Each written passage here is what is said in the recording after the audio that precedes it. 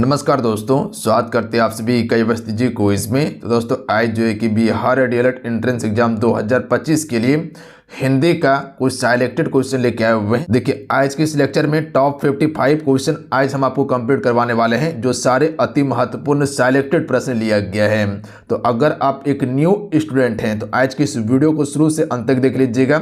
बहुत कुछ आपको यहाँ से देखने के लिए मिलेगा, सीखने के लिए मिलेगा, और जितने प्रश्न बताएंगे इसे याद जरूर कर लीजिएगा। तो चलिए शुरू करते हैं आज की इस वीडियो को। सबसे पहले फ्रेंड आप इस वीडियो को लाइक करके शेयर जरूर कर दीजिएगा अपने अपने दोस्तों में, और जो भी चैनल पर पहली बार आए चैनल को जरूर सब्सक्राइब करने के बाद घंटे को प्रेस कर लीजिएगा, ताकि जब भी क्लास हो नोटिफिकेशन आप सभी को प्राप्त हो जाए। आज का फर्स्ट क्वेश्चन है कि भाषा की सबसे छोटी इकाई क्या है।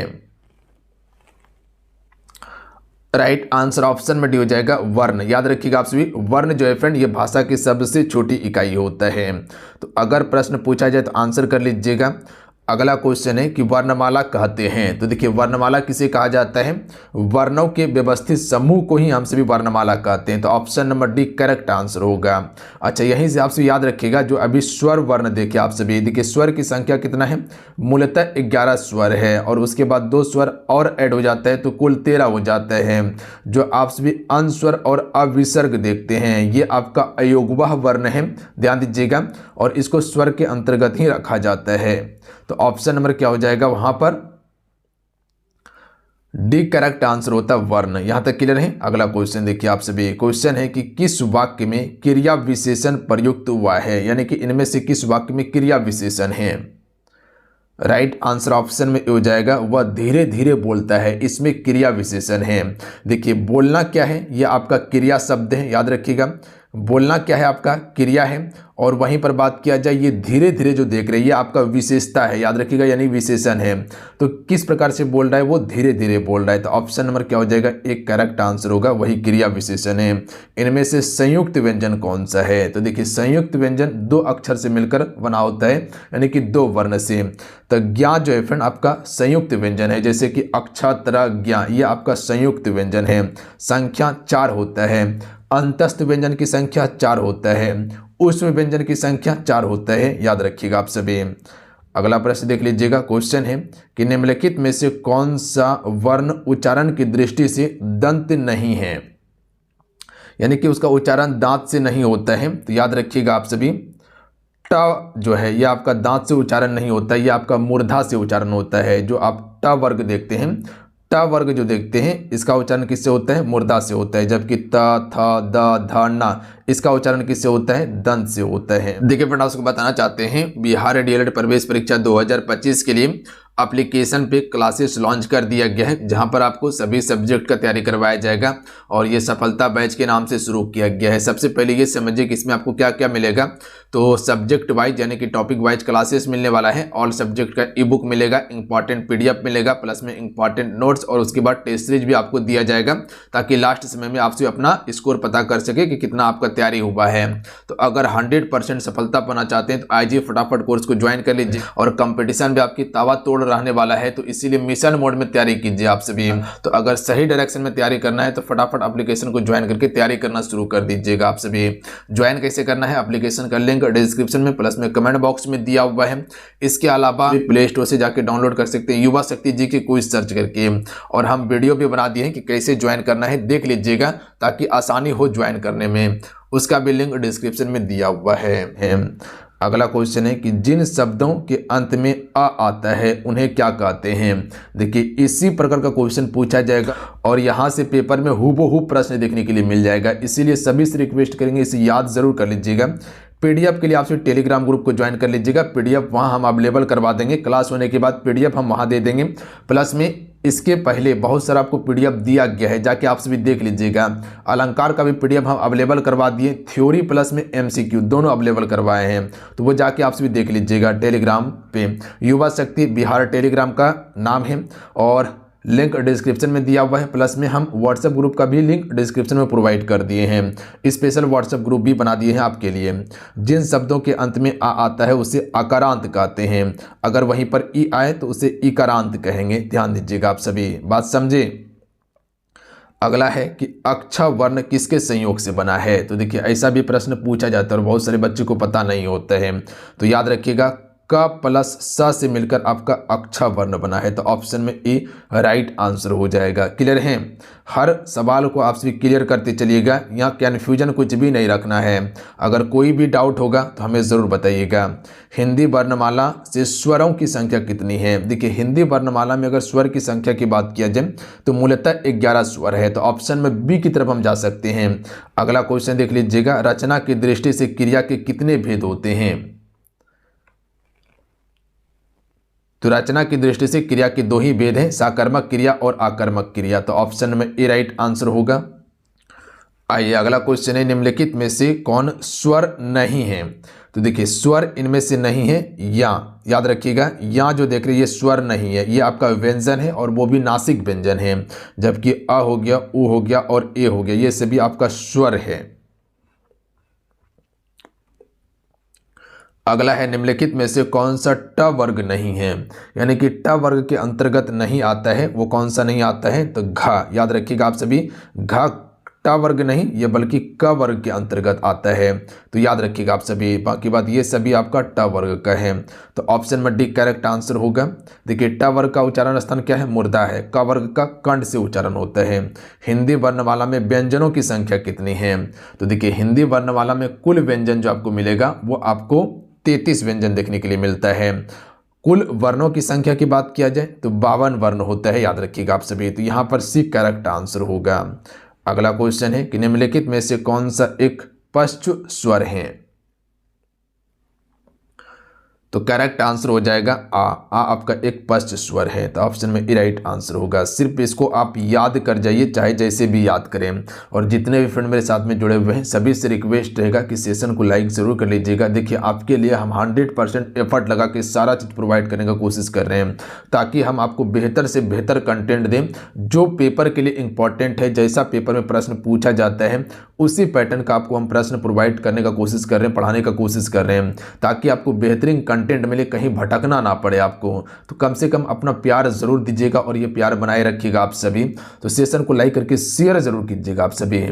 और जो भी चैनल पर पहली बार आए हैं, चैनल को जरूर सब्सक्राइब कर घंटी को प्रेस कर लीजिएगा। जब चैनल को सब्सक्राइब कीजिएगा तो एक घंटी आएगा, उसका ऑल नोटिफिकेशन को ऑन कर लीजिएगा, तभी आपको क्लास का नोटिफिकेशन जाएगा। निम्नलिखित में से कौन सा एक अयोगवा है? तो देखिए, अयोगवा आपको बताए थे कि विसर्ग जो होता है ये आप सभी अनुस्वर और अविसर्ग जो देखते हैं ये दोनों अयोगवा वर्ण हैं। तो ऑप्शन नंबर क्या हो जाएगा? एक करेक्ट आंसर होगा। देखिए, एक होता है अल्पप्राण, एक होता है महाप्राण, याद रखिएगा आप सभी। और उसके बाद एक होता है सघोष, एक होता है अघोष। आगे चल के बताएंगे, अभी हम आपको ध्यान दीजिएगा। यहाँ से प्रश्न बनता है, काम का नाम बताने वाले शब्द को क्या कहते हैं? तो देखिए, जो काम का नाम बताता है इसे क्रिया कहा जाता है। ऑप्शन नंबर क्या हो जाएगा? बिल्कुल सी करेक्ट आंसर होगा। मैं खाना खा चुका हूँ, इस वाक्य में भूतकालिक भेद इंगित कीजिए। तो देखिए, मैं खाना खा चुका हूँ, ये पूर्ण भूत है, यानी कि खाना खा चुका है ऑलरेडी वो। तो ये आपका बिल्कुल पूरा हो गया है काम, तो ये पूर्ण भूत होगा। अगला क्वेश्चन है कि घनिष्ठ की शुद्ध उत्तरावस्था है?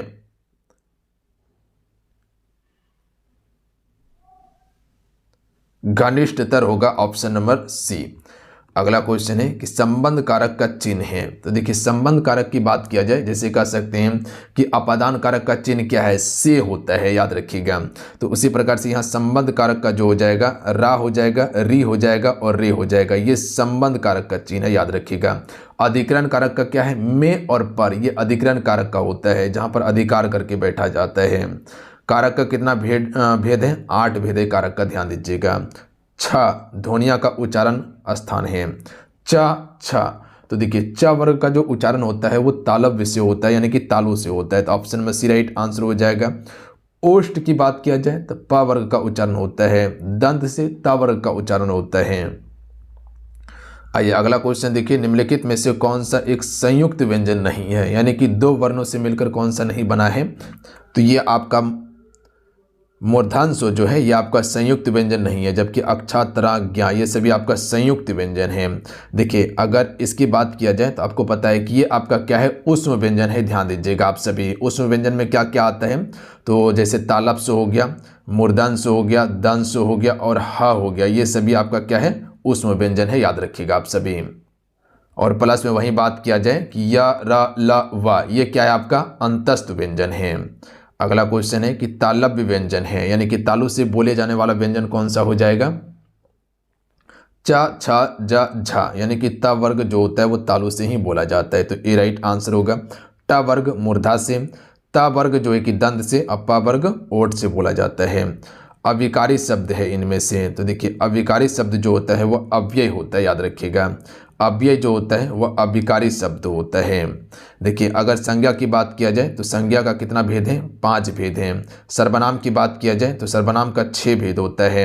अगर विशेषण की बात किया जाए तो विशेषण का 4 भेद होता है, याद रखिएगा आप सभी। और वहीं पर अगर अव्यय की बात किया जाए तो अव्यय का भी 4 भेद होता है।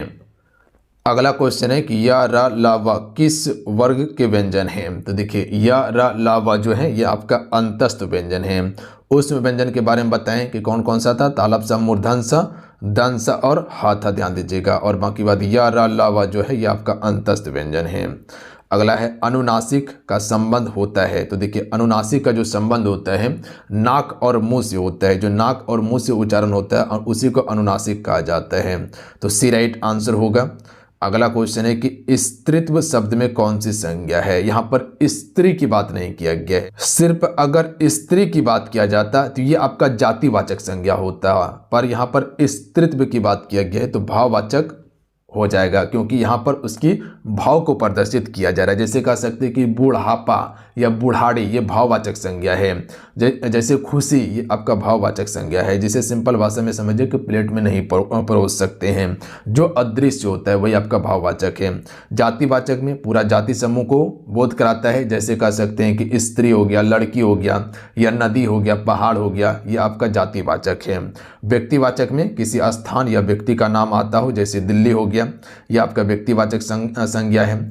गंगा नदी हो गया, व्यक्तिवाचक संज्ञा है। देखिए सिर्फ नदी की बात किया जाए तो जातिवाचक, अगर वही नाम आ जाए गंगा नदी तो वो आपका व्यक्तिवाचक होगा। यमुना नदी व्यक्तिवाचक होगा, याद रखिएगा आप सभी।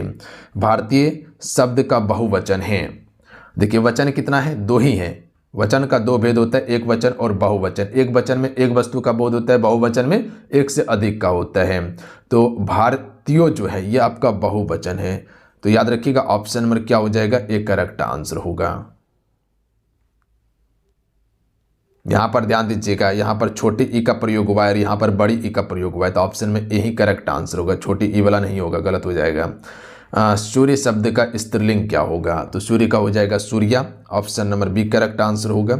अगला है जो क्रिया अभी हो रही है उसे हम सभी क्या कहते हैं?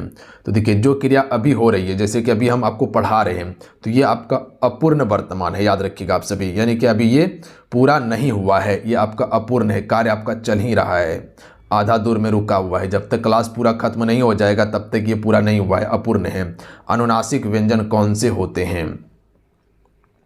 तो देखिए वर्ग के जो 5वें अक्षर होते हैं वही अनुनासिक व्यंजन होता है। जैसे को हो गया, ख हो गया, ग हो गया, घ हो गया, अंघा हो गया, तो ये आपका अनुनासिक व्यंजन है। उसी प्रकार से यह आपका अनुनासिक है। उसी प्रकार से न जो देखते हैं आप सभी, न जो देखते हैं आप सभी, वो भी आपका क्या है? अनुनासिक व्यंजन है, ध्यान दीजिएगा आप सभी। ये वाला हो गया, ये वाला हो गया, ये सभी अनुनासिक हैं। तो ऑप्शन नंबर क्या हो जाएगा? डी करेक्ट आंसर होगा। अगला है हिंदी वर्णमाला में स्वरों की संख्या कितनी है? तो हिंदी वर्णमाला में स्वर की संख्या 11 हो जाएगा। यहाँ पर देखिए 13 नहीं दिया है, नहीं दिया है, तो ये 11 हो जाएगा। ये ऑप्शन के हिसाब से आपको काम करना होगा। ये तो अपने हिसाब से ऑप्शन सेट किए हैं, तो आपको 13 और 11 हम दोनों दे दिए हैं, बट आयोग इस प्रकार से नहीं करता है, याद रखिएगा। कुल अगर पूछना होगा तो वहाँ 13 देगा तो 11 नहीं देगा, अगर 11 देगा तो 13 नहीं देगा आपको। कंठ ओष्ठी ध्वनि का उदाहरण है, यानी कि कंड और ओष्ठ से बोले जाने वाली ध्वनि जो है और हो जाएगा, याद रखिएगा। और अगला क्वेश्चन देख लीजिएगा, भाषा निर्माण की इकाइयों का सही अनुक्रम कौन सा है? तो देखिए भाषा का जो निर्माण होता है ध्वनि, शब्द, पद और वाक्य से होता है, तो इसका राइट आंसर हो जाएगा ऑप्शन नंबर डी। पहले ध्वनि होगा, उससे शब्द बनेगा, शब्द से पद बनेगा, पद से वाक्य बनेगा। अगला क्वेश्चन है कि अव्यय के कितने भेद हैं? तो अभी बताए थे कि अव्यय के 4 भेद हैं। कौन कौन सा? क्रिया विशेषण अव्यय, संबंध बोधक अव्यय, समुच्चय बोधक अव्यय और विस्मयादि बोधक हो जाएगा। अगला क्वेश्चन देखिए कि निम्नलिखित में से कंठीय ध्वनि कौन सी है? तो देखिए कंठ से जो उच्चारण होता है वह क हो गया, ख हो गया, ये सभी कंठ से उच्चारण होता है। यानी कि क वर्ग की बात किया जाए तो ये कंठ से उच्चारण होता है, ध्यान देंगे आप सभी। अगला प्रश्न है कि स्थान के आधार पर बताइए कि मूर्धन्य व्यंजन कौन सा है, यानी कि मूर्धा से बोली जाने वाली व्यंजन कौन सा है। तो राइट आंसर हो जाएगा ड और ढ, ये आपका मूर्धा से बोली जाने वाली व्यंजन है, तो सी करेक्ट आंसर होगा। अगला प्रश्न पर ध्यान दीजिएगा कि निम्नलिखित में से अल्पप्राण वर्ण कौन सा है। यहाँ पर समझिएगा, एक होता है अल्पप्राण, एक होता है महाप्राण, एक होता है आपका महाप्राण होता है। तो इसको समझिएगा आप सभी। देखिए सबसे पहले ये समझिए कि अल्पप्राण में क्या क्या आता है, जैसे कि क हो गया और ग हो गया, ये आपका अल्पप्राण वर्ण है। आप समझे बात को, यानी कि पहला अक्षर और उसके बाद तीसरा हो गया और उसके बाद पांचवा हो गया, ये आपका क्या है, अल्पप्राण है। ध्यान दीजिएगा आप सभी, पहला, तीसरा और पांचवा, जैसे पहला में क हो गया, तीसरा में क्या हो गया, ग हो गया और उसके बाद अंगा हो गया, ये आपका क्या है, अल्पप्राण है। बात समझे आप सभी। हर में हो जाएगा, च छ में वही होगा, आपका प फ में वही हो जाएगा। यहाँ तक समझ गए, यानी पहला, तीसरा और आपका पांचवा ये आपका अल्पप्राण होता है। अभी बताएं आपको महाप्राण के बारे में। तो महाप्राण में क्या होता है, दूसरा होता है और चौथा होता है। जैसे कि दूसरा में क्या था, खा था और उसके बाद क्या था, घा था, ये आपका क्या है, महाप्राण है। तो हर में यही फॉलो करेगा, याद रखिएगा। पो वर्ग में भी वही फॉलो करेगा, चो वर्ग में भी वही फॉलो करेगा। तो याद रखिएगा, दूसरा और चौथा आपका महाप्राण होता है, पहला, तीसरा, पांचवा अल्पप्राण होता है। बात समझ गए। तो राइट आंसर क्या हो जाएगा, क और ग होगा। अगला क्वेश्चन है कि सुमित सो रहा है, इस वाक्य में क्रिया का भेद है। तो क्रिया का आपको दो भेद बताएं, एक आकर्मक क्रिया, एक साकर्मक क्रिया। तो सुमित सो रहा है, इसका उच्चारण कीजिए, क्या सो रहा है। याद रखिएगा उच्चारण क्या करना है, क्या सो रहा है, बिस्तर सो रहा है या शरीर सो रहा है। तो जवाब यहाँ नहीं मिलेगा सवाल का, ध्यान दीजिएगा। तो ये क्या हो जाएगा, आकर्मक क्रिया हो जाएगा। अगर यही सवाल का जवाब आपको मिल जाता तो वो आपका साकर्मक हो जाता। जैसे कह सकते हैं कि राम पुस्तक पढ़ रहा है, तो क्या पढ़ रहा है, राम पुस्तक पढ़ रहा है। तो यहाँ सवाल का जवाब मिलेगा। उच्चारण कीजिए कि राम क्या पढ़ रहा है, तो पुस्तक पढ़ रहा है। अगर वही कहते हैं कि सिर्फ राम पढ़ रहा है, तो राम क्या पढ़ रहा है, पता नहीं क्या पढ़ रहा है, तो ये आपका आकर्मक क्रिया होगा। सवाल का जवाब मिल जाए तो साकर्मक, ना मिले तो आकर्मक। जैसे कहते हैं कि पक्षी उड़ रही है, तो पक्षी क्या उड़ रही है, पंख उड़ रही है ना, तो वो क्या हो जाएगा, आकर्मक क्रिया होगा। अगला क्वेश्चन देख लीजिएगा, वाच्य कितने प्रकार के होते हैं। तो वाच्य आपका मात्र में तीन ही प्रकार का होता है, याद रखिएगा आप सभी। पहला हो जाएगा आपका कर्तरी वाच्य होगा, उसके बाद क्रम वाच्य, उसके बाद भाव वाच्य हो जाएगा। तो तीन प्रकार होते हैं। तो ऑप्शन नंबर ए इसका राइट आंसर होगा, ध्यान दीजिएगा आप सभी। अगला क्वेश्चन है कि निम्न में से नासकीय व्यंजन कौन सा है, यानी कि नाक से बोले जाने वाले व्यंजन, इसमें आपका या हो जाएगा। अगला क्वेश्चन देख लीजिएगा, ए ऐ वर्ण क्या कहलाते हैं। तो देखिए ए और ऐ वर्ण जो कहलाते हैं कंठ और तालुव्य व्यंजन कहलाते हैं। Option number D right answer होगा। अगला क्वेश्चन देख लीजिएगा, कंठ और तालु वर्ण है, हिंदी वर्णमाला में अयोगवा वर्ण कौन सा है। तो अंस्वर और अविसर्ग हो जाएगा। घ का उच्चारण स्थान क्या है, तो क ख घ, तो यानी कि कंठ से उच्चारण होगा इसका। अगला है तालव्य स, मूर्धन्य स और दंस और ह व्यंजन कहलाते हैं। तो इसे हम सभी क्या कहते हैं, संघर्षी व्यंजन के नाम से जानते हैं। सी राइट आंसर होगा। अगला क्वेश्चन है, निम्नलिखित में से बताइए कि नवीन विकसित ध्वनियाँ कौन सी हैं। तो नवीन विकसित ध्वनियाँ ख और ग हो जाएगा, ए राइट आंसर होगा। अगला क्वेश्चन देख लीजिएगा कि निम्नलिखित में से कौन सा एक घोष वर्ण है। देखिए माँ जो है ये आपका घोष वर्ण होता है। देखिए यहाँ समझिएगा, एक आपका होता है अघोष होता है और एक आपका सघोष होता है। अघोष को ही हम सभी घोष वर्ण के नाम से जानते हैं। तो यहाँ पर लिख लीजिएगा आप सभी, एक होता है सघोष होता है और एक होता है आपका अघोष, और अघोष को ही हम सभी क्या कहते हैं, घोष वर्ण कहते हैं। तो यहाँ समझिएगा आप सभी, जो आपका अघोष में जो वर्ण आता है वो कौन कौन सा आता है, याद रखेंगे आप सभी, तीसरा, चौथा और पांचवा। तीसरा, चौथा और पांचवा जो है ये आपका अघोष वर्ण होता है, जिसे हम सभी घोष के नाम से जानते हैं। और उसके बाद सघोष की बात किया जाए तो इसमें क्या आता है, पहला और दूसरा आता है। पहला और दूसरा, जैसे क हो गया और ख हो गया, तो पहला क हो जाएगा और उसके बाद यहाँ पर ख हो जाएगा, तो ये दोनों आपका सघोष होगा। ये दोनों आपको क्या हो जाएगा, सघोष हो जाएगा। और वहीं पर ये आपका तीसरा चौथा की बात किया जाए तो यहाँ पर आपका गो हो जाएगा, ये घो हो जाएगा और ये अंघो हो जाएगा। तो ये आपका क्या हो जाएगा, घोष या कह सकते हैं अघोष हो जाएगा आपका। तो ध्यान दीजिएगा, आप सभी बात समझिए आप सभी, यानी कि पहला और दूसरा होता है सघोष, तीसरा चौथा पांचवा जो होता है अघोष या घोष वर्ण होता है। तो इसका सी करेक्ट आंसर होगा। अगला क्वेश्चन है कि पशु शब्द का विशेषण क्या है। पाशविक हो जाएगा ऑप्शन में ए। अगला है कौन सा अमानक वर्ण है। तो देखिए अमानक वर्ण जो है वो आपका मा अमानक वर्ण है, आपका सी करेक्ट आंसर होगा। अगला क्वेश्चन देख लीजिएगा। अगला क्वेश्चन है कि क ग ज फ ध्वनियाँ किसकी है। सब के नीचे यहाँ पर विंदा लगा हुआ है, एक एक जैसे फा में लगा हुआ है। तो ये अरबी और फारसी ध्वनि है। हिंदी में मूलतः वर्णों की संख्या कितना है, 52 वर्ण है हिंदी में, ध्यान देंगे आप सभी। अगला है अक्षा ध्वनियाँ किसके अंतर्गत आती है। तो ये आपका संयुक्त वर्ण के अंतर्गत आती है। अक्षा त्र ज्ञा हो गया, ये सभी आपका संयुक्त व्यंजन है। अगला क्वेश्चन है कि हिंदी शब्दकोश में अक्षर क्रम किस वर्ण के बाद आता है। तो देखिए अक्षा जो है ये क के बाद लिखा जाता है, अक्षा को याद रखिएगा आप सभी। तो ऑप्शन में एक करेक्ट आंसर होगा। अगला है ज्ञा किस वर्ण के संयोग से बना हुआ है। तो ज्ञा जो है ज प्लस यहाँ से मिलकर बना है। तो ज में आधा जो लगा हुआ है हलंत जो है ये आधा ज है और प्लस ये यहाँ लगा हुआ है, तो दोनों मिलकर यहाँ का आपका ज्ञा का निर्माण हुआ है। तो ध्यान देंगे आप सभी।